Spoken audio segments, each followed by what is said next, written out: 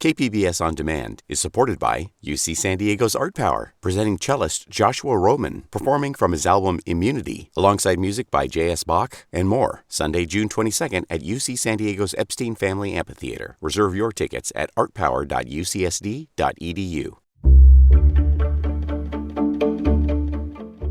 Hi, podcast listeners. This is a special bonus episode of San Diego News Now. I'm KPBS Metro reporter Andrew Bowen, here with an extended version of my interview with Chuck Marohn.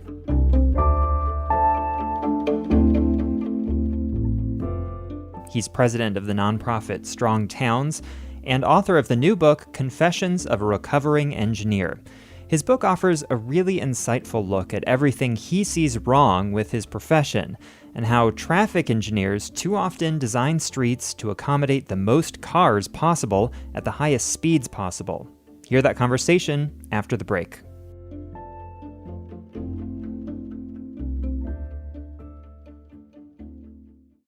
KPBS On Demand is supported by Splatero, helping homeowners pay off debt by offering streamlined access to your home's equity with no additional monthly payments or new debt. Splatero provides a lump sum payment in exchange for a share of your home's future value. Pre-qualification is available at splatero.com.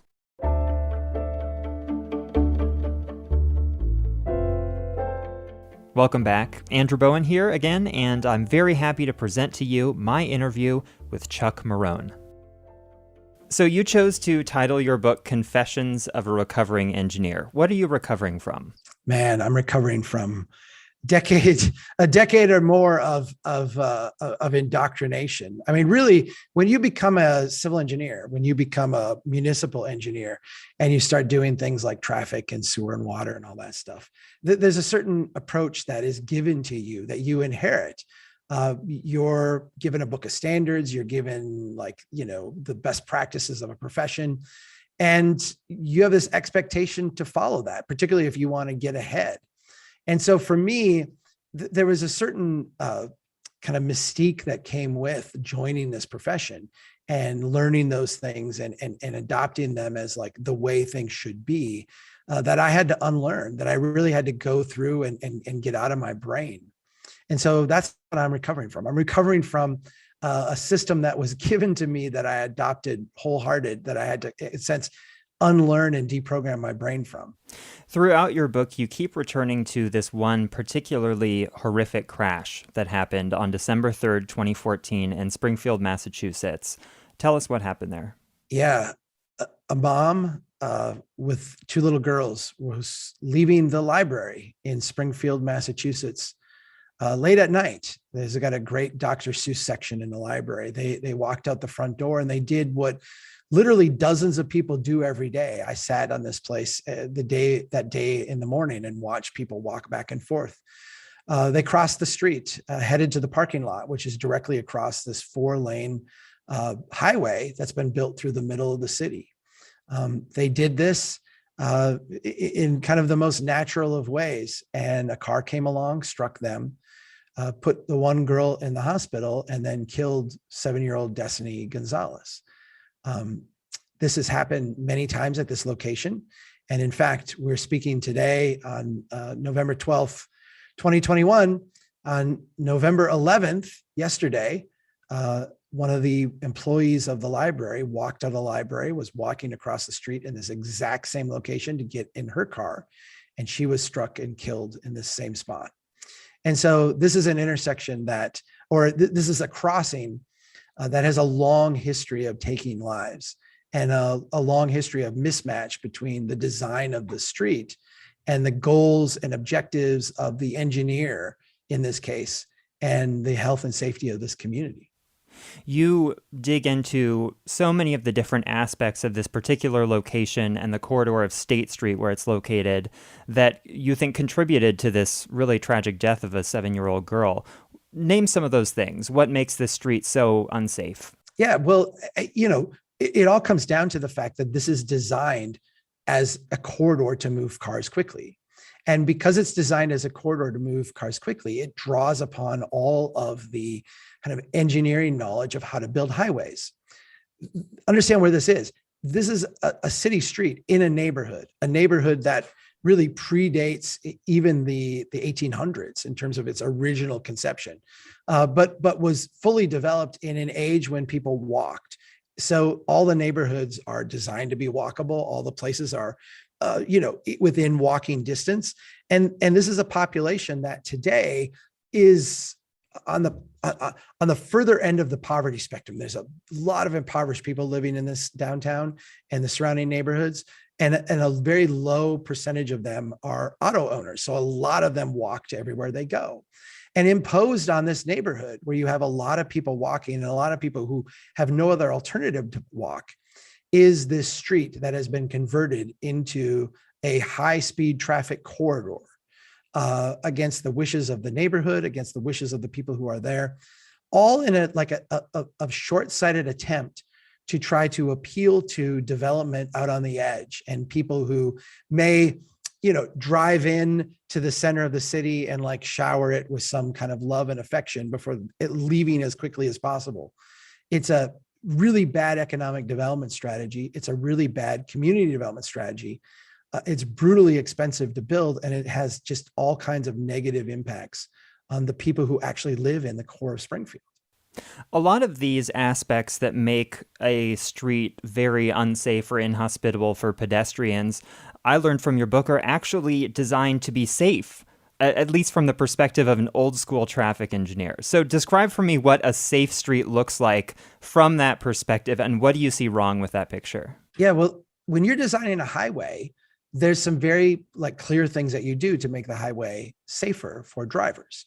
You widen out the lanes, you add in recovery areas, you add in clear zones. You basically create a lot of buffer so that the driver of the vehicle has a lot of room to react to things that might happen, has a lot of spacing, and basically you give them a lot of reaction time and room. You, from a design standpoint, forgive the mistakes that a driver would make by creating all this buffer. When you bring that mindset into an urban area, what happens is that urban areas are full of complexity. They're full of automobiles, that's randomly stop or turn or cut across traffic. You have cars entering and exiting the driving stream all the time. You have, particularly in this area in Springfield, you have people walking across the street in crosswalks, not in crosswalks. You have people on bikes. You have people in wheelchairs. You have the dog that gets loose and runs across the street. You have the kid who chases the kickball. So you have all this complexity. But simultaneous to that complexity, what you have done with the street design is actually signal to drivers, we've got your back. We have provided you with lots of buffer room, with lots of capacity, so you can anticipate things that might happen. You can anticipate and react to it.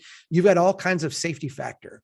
And the reality is that is the wrong message to send to drivers, because what drivers do in an urban area, when you give them lots of room, is they speed up.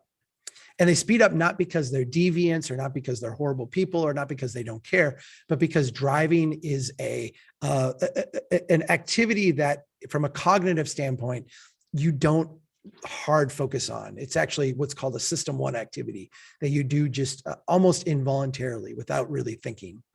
And we're signaling the wrong things to drivers. We're signaling to drivers that this is a simple environment like a highway.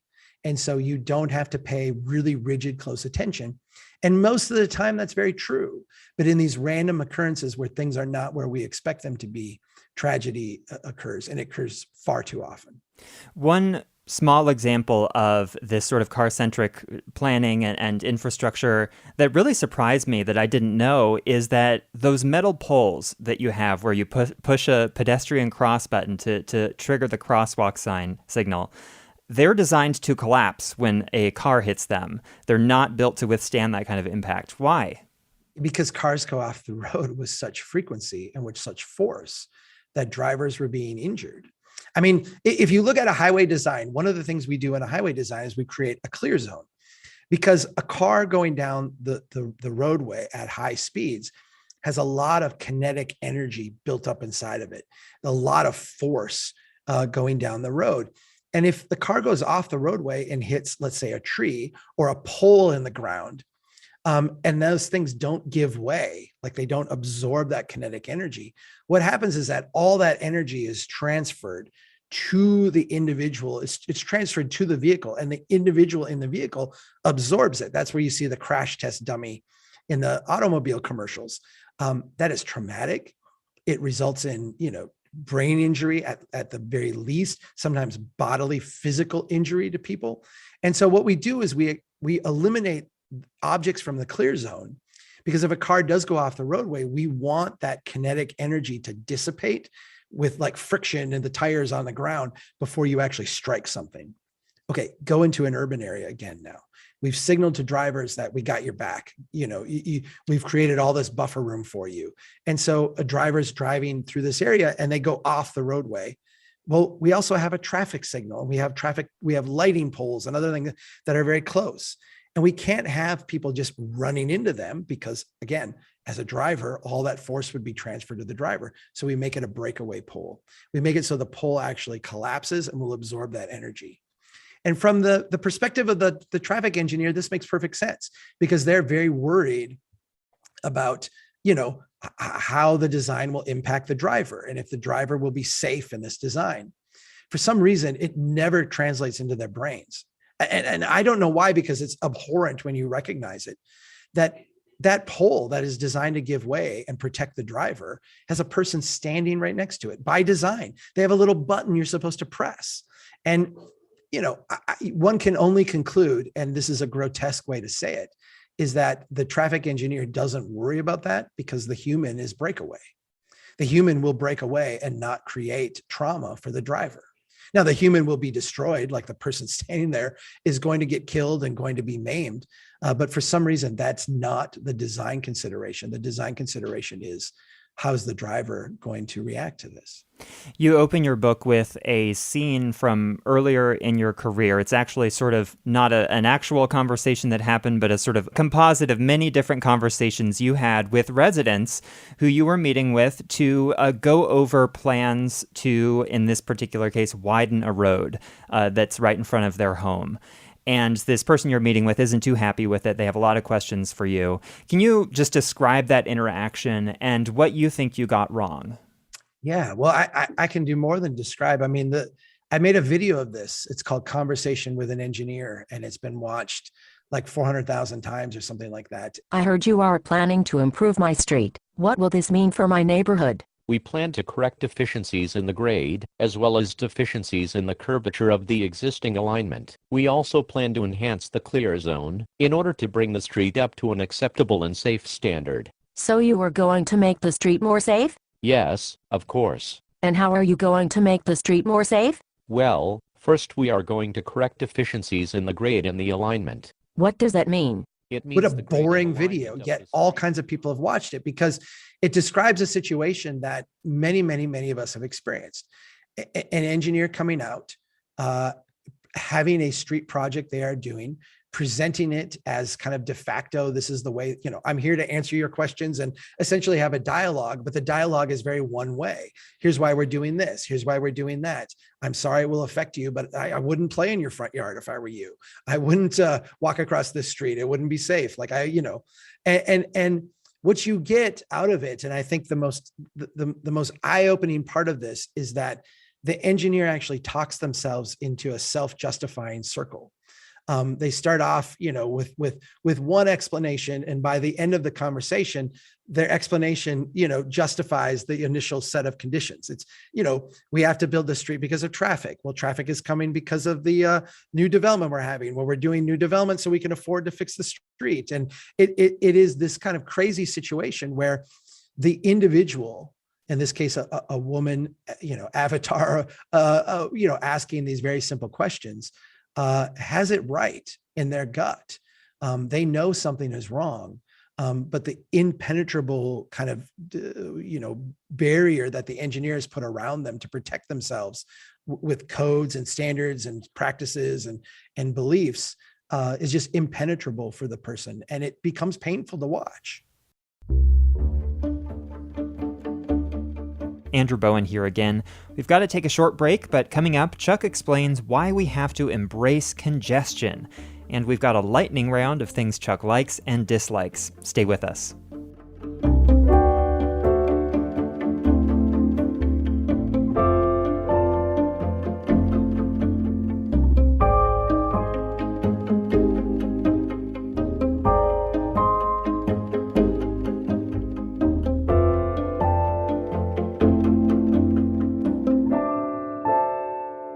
KPBS On Demand is supported by Latino Legacy Foundation, presenting their Storyteller series, Reach for the Stars with Ellen Ochoa, the first Latina astronaut. Welcome Serenade by the all-female mariachi Amapolas, Sunday, June 29th. More at latinolegacyfoundation.org.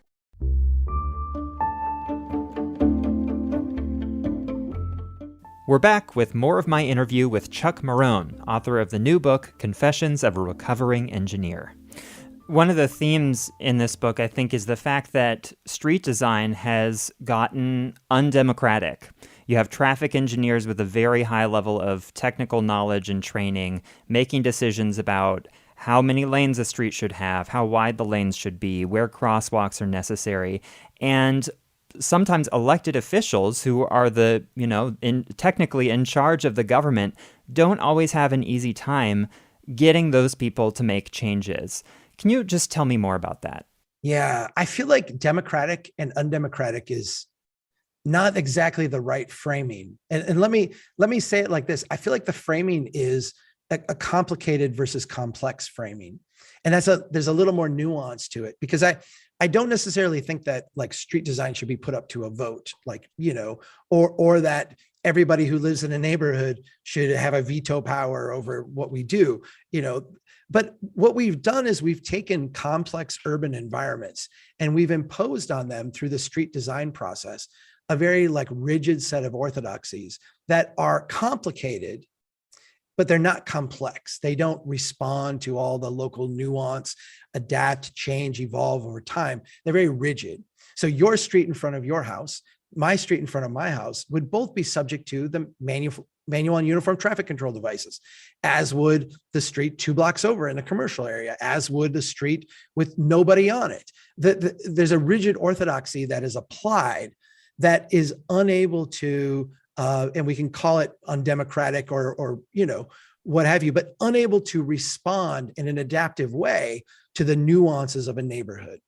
If we look at Springfield, where we started this conversation, there's a neighborhood with a high level of poverty, a high degree of people without vehicles, and a high degree of walking. The design for that street should be very, very, very different than what you get 3 miles out on the edge of Springfield, where most people own a car, most people are commuters, most people drive everywhere they go. Yet, as an engineering profession, we have created this rigid orthodoxy of street design where we focus on the traffic flow of the automobile as opposed to the environment in which we're designing in. And that's where I think you get a reaction that feels undemocratic. I would say it's non-responsive, which is really more of a reflection of us trying to take this really complex thing and simplify it down to 1 or 2 variables. How do we move a high volume of traffic at speed? Streets are more complex than that. So for the sake of conversation, let's stick with this sort of binary of democratic or undemocratic, because I think a lot of elected officials want to believe that the process should be democratic and that regular people should be involved in these types of decisions. However, I can't tell you how many times I've witnessed plans to improve pedestrian safety, improve bike safety, or access to public transit. All those plans get watered down or sometimes abandoned altogether because you've got residents in that neighborhood who don't want them to happen. And typically they're just concerned about congestion getting worse, parking being harder to find. And so when that's the case in our attempts at sort of making street design more collaborative with regular people, when that leads to worse outcomes from the perspective of pedestrian safety, which should be our goal, what do you do then? How do you fix that? Yeah.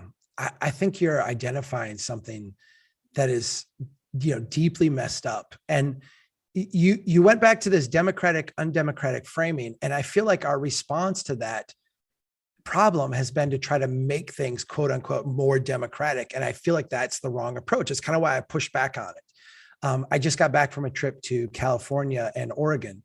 And these are places that, in all of the US have probably the most democratic in terms of, 50% plus 1 responsiveness to the public, but probably the most out of alignment with the public in terms of its actual implementation of things. They can do They can get 50% plus one to make the $500 million bus rapid transit investment in this place, but they can't like organize around putting in a crosswalk if it would slow traffic down by, 2%.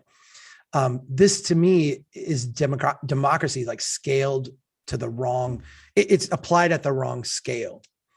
When we talk to people, everybody wants traffic on their local neighborhood street to be slow. And respect them and respect their kids and respect their neighborhood and their neighbors. But everybody wants to be able to, when they get to the next neighborhood over, get quickly to the place they want to be. And so if you do like put up a democratic vote to something, that's what you will get. You will get the person from the next neighborhood coming over and arguing, we shouldn't make this street safe because, or they won't say it that way, but they'll say, we shouldn't, slow down traffic because I got to get through here to get to my place of work. But if you go then to their neighborhood, everyone will come over to that one. And when they're trying to do something and say, you can't do that, it's the Waze problem in a way, the app, everybody likes Waze when they're trying to get somewhere, but not when it brings traffic through their neighborhood. What we really need to do to get around this problem is make our street design process and really our whole local government more horizontally responsive. Streets need to be designed block by block by block, or at the very least, like neighborhood by neighborhood, with the values of building productive places, actually building wealth within a place as being our primary motivation. How do we build great places where people want to live, places where people want to be in, where humans outside of an automobile are thriving in that environment? And in that sense, the throughput of traffic becomes a far less concern. And engineers actually become like supporters to a process, one technical skill among many that are brought to bear, as opposed to like the ones who are doing the project and allowing all of us to have a comment on it. I think our street design process needs to become much more bottom up. And I don't necessarily equate that with democratic, but I do equate it with a horizontal orientation around where people struggle, as opposed to a vertical orientation around a policy objective of moving vehicles quickly and balancing that in some type of superficial way with public input. What are the common themes that you find in cities that have made a lot of progress toward better street design and safer street design? What are the ingredients for success? That is a good question. And I think that the very first one is a commitment to, it's not a commit. It's almost like a lack of commitment, a lack of adherence or like rigid orthodoxy to kind of the standard plate approach. I see a lot of places that want to do things differently, and then they run up against the rules and regulations. And the ones that are very dogmatic about like what the rules and regulations are, they get stuck at that point. They struggle. They're like, well, we can't do that because ... or we can't do this because ... And the ones that thrive are the ones not that say, well, throw out the rule book and, be careless and like, who really cares? They are like, okay, here's an obstacle we've run up against. How do we get around this obstacle? How do we find a local adaptation to this? And a lot of times that involves changing staff. A lot of times that involves creating a different channel for where this workflow would go. But a lot of times it just requires us to sit down and collaborate. I'm worried about liability. Okay, how do we document this in a way where we can express the intent and why we think this is a better approach from a public health safety standpoint and get that done? Well, okay, we can bring in our city attorney and we can do that. We can come up with a different way of doing this and framing this. The cities that it can't be done for an answer are the ones that I see doing the most, incredible things, really. San Diego has set some very ambitious goals with cutting back on driving. It's adopted a Vision Zero goal to end all traffic deaths and serious injuries by 2025. It recently, or is in the process of updating its climate action plan, which calls for half of all trips in the city to be made via biking, walking, or public transit by 2035. But I don't think city leaders have a very clear picture of how they're going to get there exactly, how they'll accomplish that. What do you think would have to change, and how would our streets and our neighborhoods look differently if that is the goal? Let me give two things right off the bat. Number one, congestion as a problem would need to just go away. People would have to accept congestion as not a problem, but as actually a manifestation of the system that we built, a system that needs to change if you're going to meet those goals. And you would actually have to embrace congestion for what it is, which is a sign of demand for local alternatives. And by local alternatives, that kind of gets to the second part, which is in order to reach these goals, which I think are very good goals, very worthy goals. What you need to have is not a transportation approach. You need to have a neighborhood development approach, because to get to that goal requires people to have alternatives near them that they can walk to, alternatives near them that they can bike to. You're not going to get there by taking the strode environment that you've created today, or the highway environment you've created today, and like appendage a trail on the side of it, or, appendage like an overpass to get people to walk over. That's not the way it's going to work. The only way you get to that goal is to actually build neighborhoods where people can replace their longer distance trips with local trips. So I need milk, I need bread, I need to get my hair cut, I need to do, whatever basic like thing I do on a typical day. There has to be an alternative for that locally. It doesn't mean you can't get in your car and drive to the big box grocer, but it means that you can also get that trip done locally. And so you can balance those objectives. Do I want to spend half an hour in traffic congestion? Do I want to pay 10 cents more for milk? That's a fair trade-off choice that people are not being presented with today.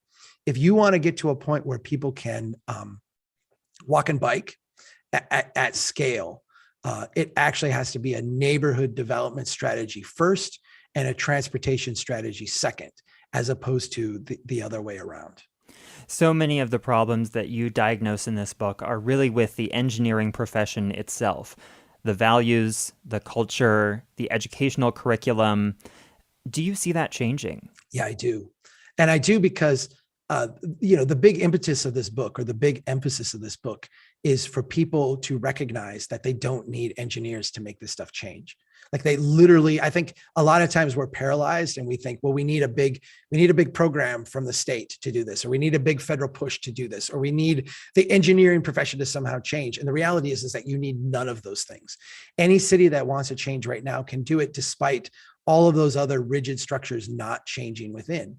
And I think as soon as we get to the point where enough places are doing that, enough places are taking the initiative on their own, engineers will adapt to this. I mean, I do this thing when I go out and speak in places where I go through the design process and the way that engineers approach street design.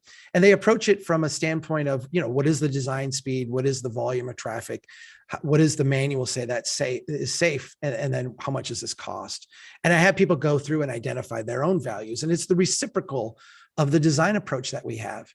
The reality is I've done that with groups of engineers, and they're also the reciprocal.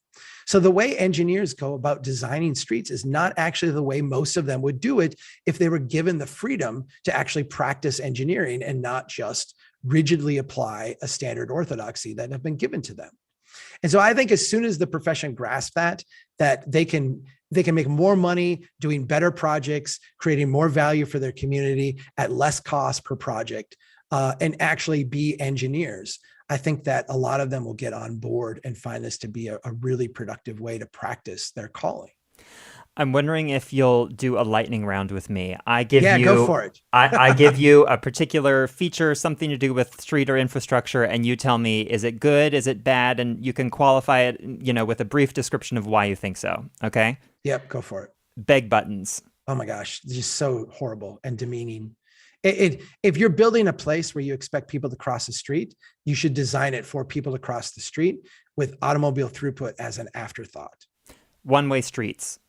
If they're used in terms of moving traffic, like increasing mobility, wretched, horrible, never use them.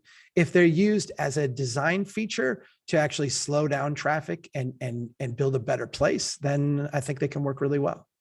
Red light cameras and other types of automated traffic enforcement. I reject them wholly unless they're done after a street redesign process. They should be used to catch deviants, people who are, destructive and doing, endangering others. But as just a way to say, like, here's our bad street design, let's overcome this with a red light camera. It's just like predatory government. It's the worst of all worlds. Medians. It depends on where they're at. I mean, okay, what makes a good median? What makes a bad median? Well, I think medians in a boulevard design can be absolutely beautiful. And when they're paired with like calm traffic and like a refuge for people to cross, they're absolutely wonderful.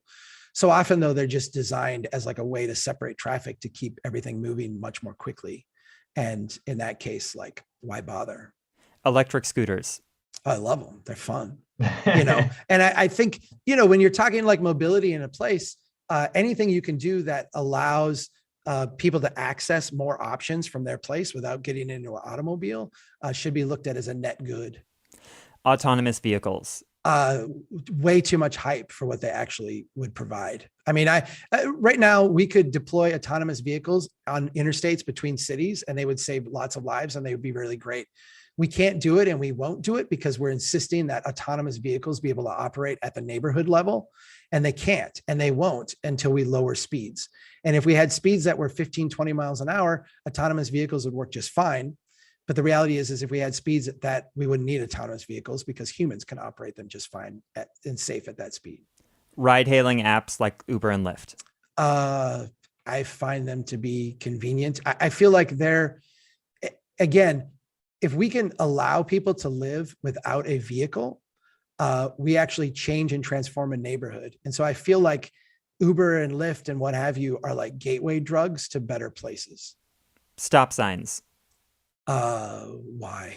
I mean, I there are places where there are a good temporary Band-Aid to help, but the reality is we should be able to navigate cities at slow enough speeds where stop signs are just inoperative or unnecessary.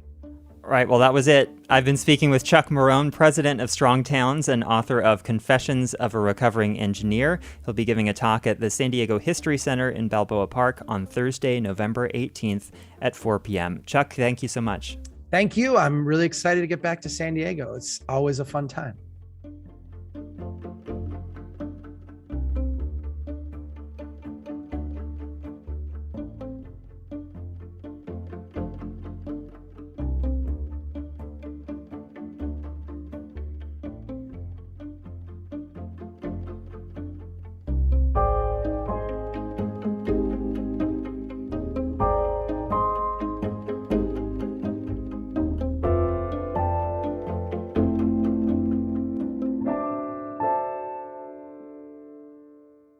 KPBS On Demand is supported by Latino Legacy Foundation, presenting their Storyteller series, Reach for the Stars with Ellen Ochoa, the first Latina astronaut, former NASA director, and San Diego native, Sunday, June 29th.